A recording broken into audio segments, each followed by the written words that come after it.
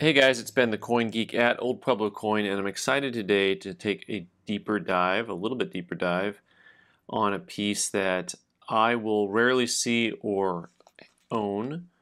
And for those of you who are literate, you realize I just turned this coin upside down. This is what is known as a pine tree shilling.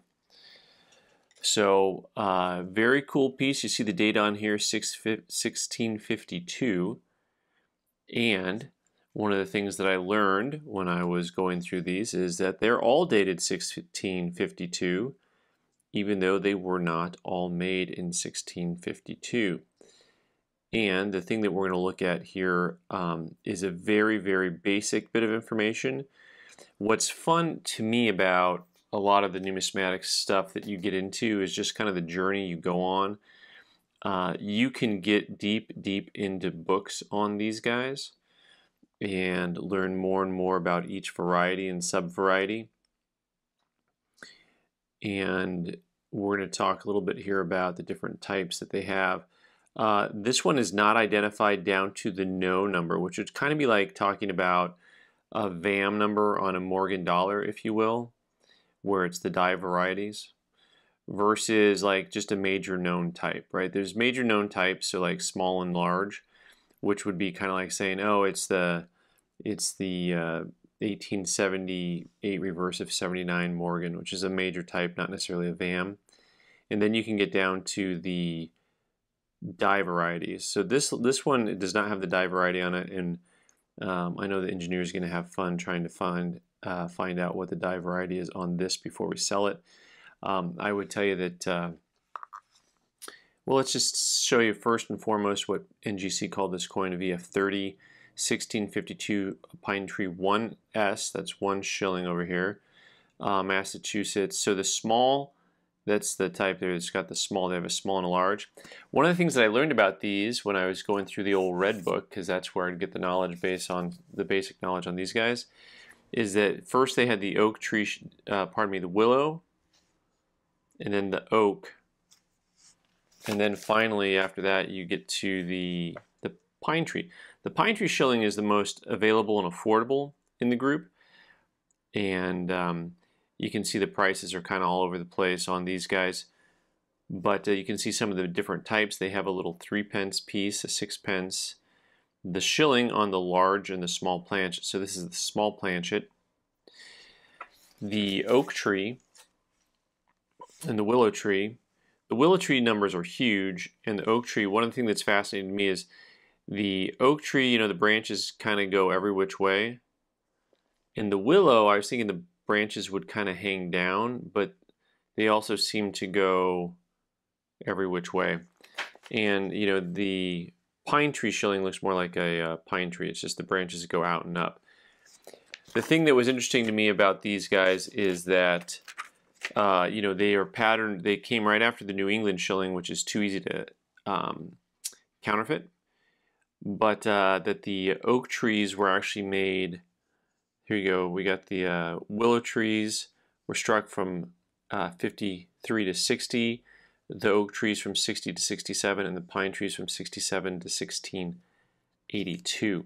So I found that to be a really interesting piece of information that I did not know previously, that they're all dated 1652, but also they have a known time period for when they were struck.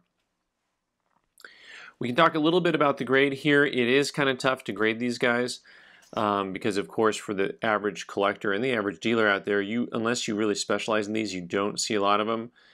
As always, I'm trying to look at a coin and assess how much is left there based on kind of how it started out. And so, you kind of eliminate different amounts of wear. One of the things that I'll point out on this piece is that for the buttons here, the little dots that are going around the date and the denomination, those have actually a very nice amount of life left to them. And, you're getting yourself, I think, to a nice middle grade just by looking at that. One of the things that's tricky, of course, these don't trade hands super often, and, they do tend to trade at auction more than privately. The things that will determine the outcome of price and value, of course, is not just the grade on the holder, But truthfully, a lot of this has to do with how nicely a coin is struck. This is just like a lot of early type issues. You know, is it problem free? How much of the design is off the planchet? Is it a clipped planchet? And that type of thing. You can see coins go for premiums on those bases. All right, so for those of you who are just looking at the lettering, we didn't talk about it yet. You know, I can't spell Massachusetts to start with,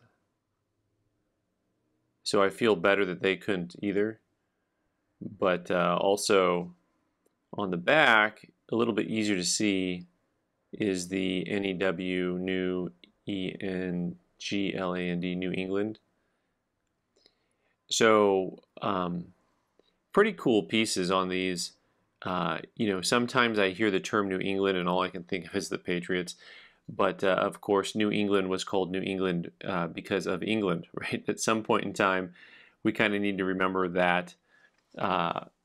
It sounds like a stupid thing to say out loud, but the reality is that they were, you know, it was the New England. This one's cool. It's got a double H. The H is very heavily recarved, I guess I would say, not doubled. This coin probably in the $5,000 price point range. If you like these, and I've seen a lot of them with lower grades and clipped planchets and stuff sell for $500 to $1,500 range, and it is worth getting, in my opinion, a pine tree shilling. For those of you who are putting together some type of a historical collection, Goodwill hunting, man. I mean, just good luck. Go out there and try to find these guys in nice grade, and it's not that easy to do. All right, guys. If you collect these guys or have a history with these, go ahead and leave some extra comments down below and educate the rest of us on some of your favorite things about the pine tree shilling. Thanks so much for watching. I'm Ben the Coin Geek. You can subscribe by clicking on the owl button in the corner and watch more videos on the right side of the screen. Thanks.